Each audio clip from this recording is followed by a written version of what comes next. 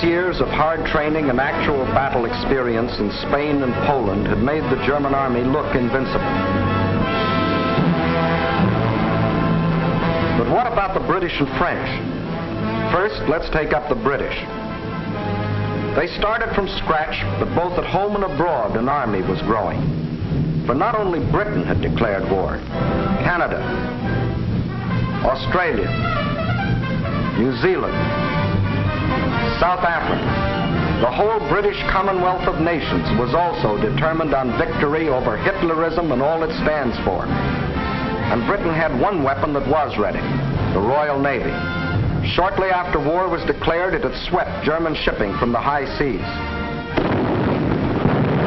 And units of the British fleet were deployed at Suez, Malta, Gibraltar, in the Channel, and in the North Sea, blockading Germany.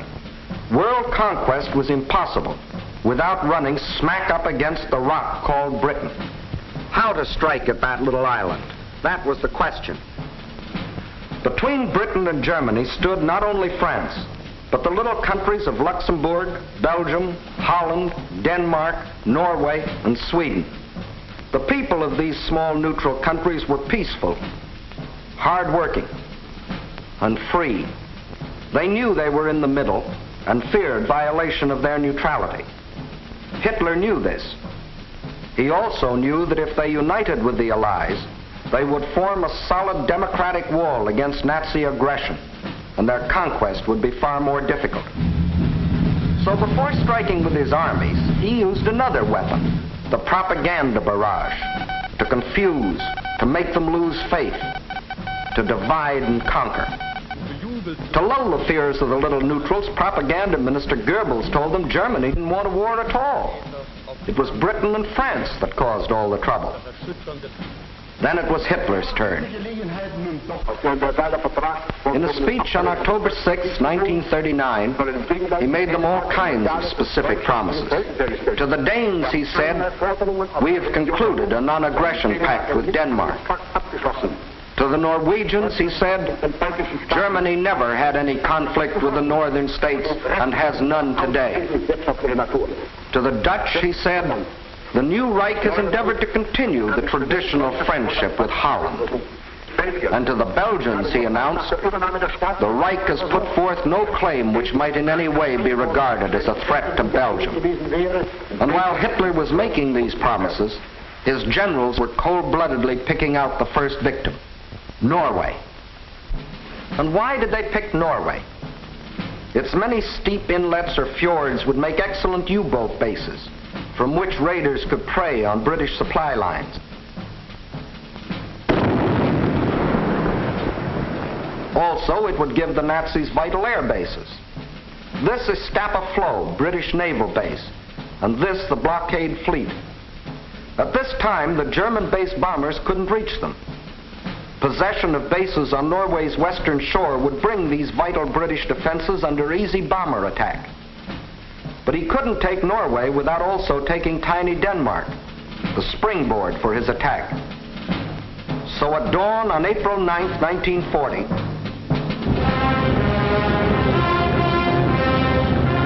the German army rolled across the neutral borders of little Denmark, and in a matter of hours it occupied the entire country. By nightfall, Denmark is erased as a nation, and the Danes go into slavery. Although only 6 months before, Hitler had announced, "We have concluded a non-aggression pact with Denmark. The Danes will not forget." Meanwhile, in Norway, peaceful-looking German merchant ships like these had sneaked inside Norway's neutral waterway and tied up at all principal ports. That is, they looked like merchant ships. But if the Norwegians had had X-ray eyes, this is what they would have seen. The Trojan horse of ancient Greece brought up to date with new and deadlier weapons. At the precise moment that the Nazis overran Denmark, these quiet-looking ships sprang to life.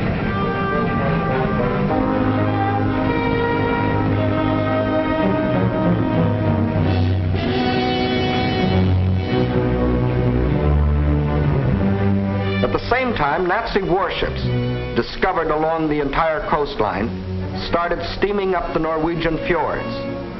Ships, transports, tanks, men, planes, all flung themselves simultaneously upon a defenseless country. Airborne infantry seized every strategic Norwegian airport. The whole job was made easier by treacherous fifth columnists, led by Major Quisling, who seized power and issued orders to suppress resistance. Nazi warships steamed past silent guns that could have blasted them out of the water. This was one of the most amazing acts of treachery the world has ever known. It brought Major Quisling international fame, making his very name synonymous with the word traitor. By the afternoon of April 9th, the Germans were in complete control of all 7 ports where they had landed in the morning.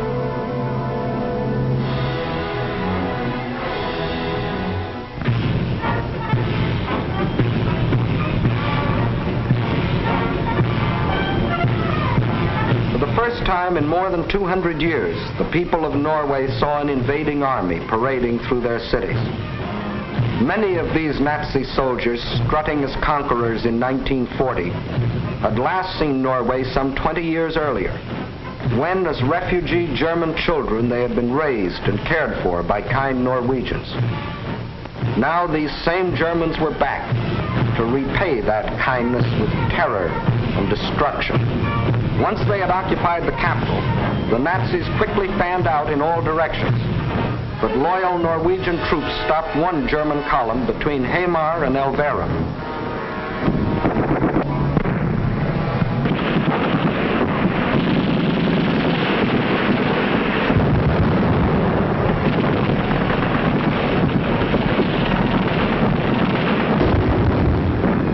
So the Germans brought up their bombers.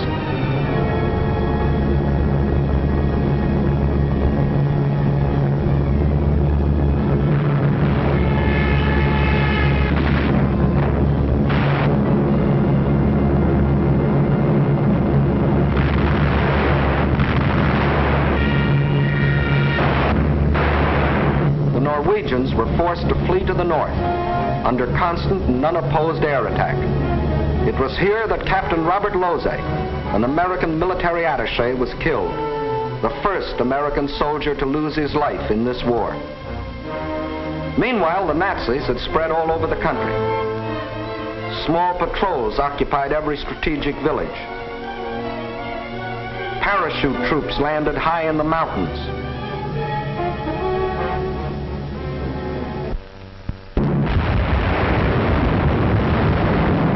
Unopposed bombing raids sent defenseless civilians fleeing in stark terror.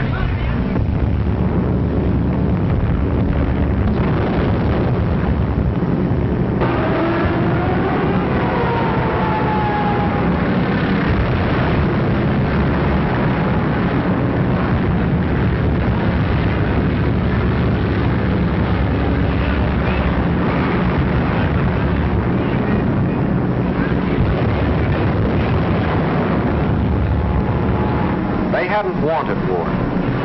They had done everything to avoid it. Hoping they could escape the Nazi scourge, they had compromised and tragically failed to unite with the other democracies. And now they faced the scourge defenseless and alone. For before the Allies could come to their aid, the Germans were in control of all principal ports. Regardless of this, British, French, and Polish contingents plunged in and made several landings along the Norwegian coast. They landed forces north and south of Trondheim and attempted an encircling movement on the city under constant, heavy, and almost entirely unopposed air attack.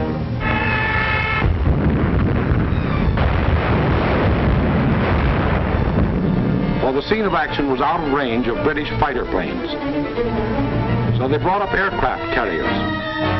But these are at a disadvantage when opposed by land-based planes. The Allies, therefore, were badly battered from the air. Finally, suffering heavy losses, they withdrew from a hopeless situation. Further to the north, at Narvik, they met with better success, inflicting heavy naval losses on the Nazis.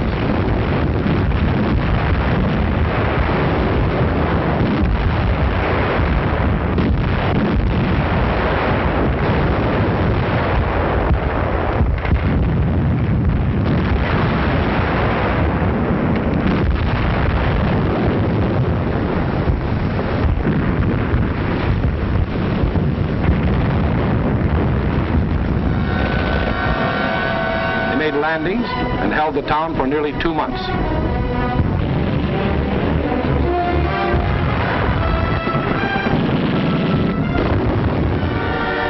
Incidentally, they also took their first prisoners of the present war.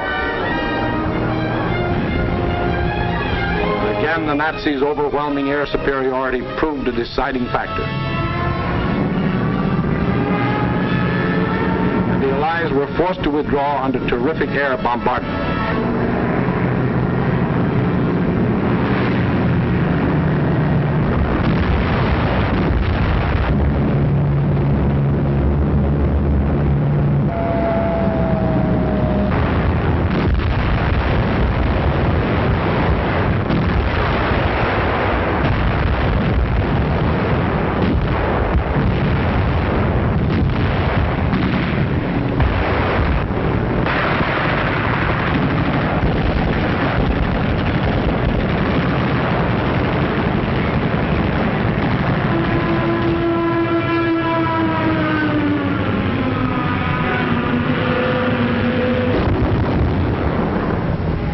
Loyal Norwegians were left with their Krislings, their ruins, their dead. Even though 6 months before Hitler had said, Germany never had any conflict with the northern states and has none today. The Norwegians will not forget. And Hitler had another victory. He had hijacked 2 more countries. The world wondered and sometimes marveled at this man's efficiency. Gangster Dillinger was efficient too.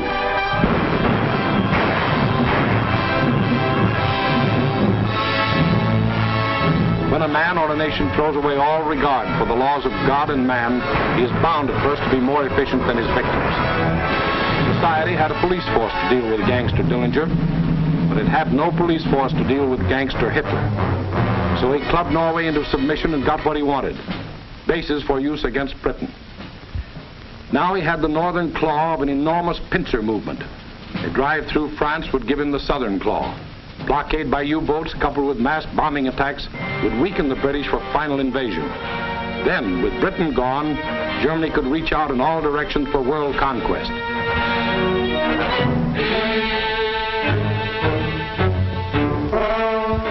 His next move must obviously be through France, to get his southern claw.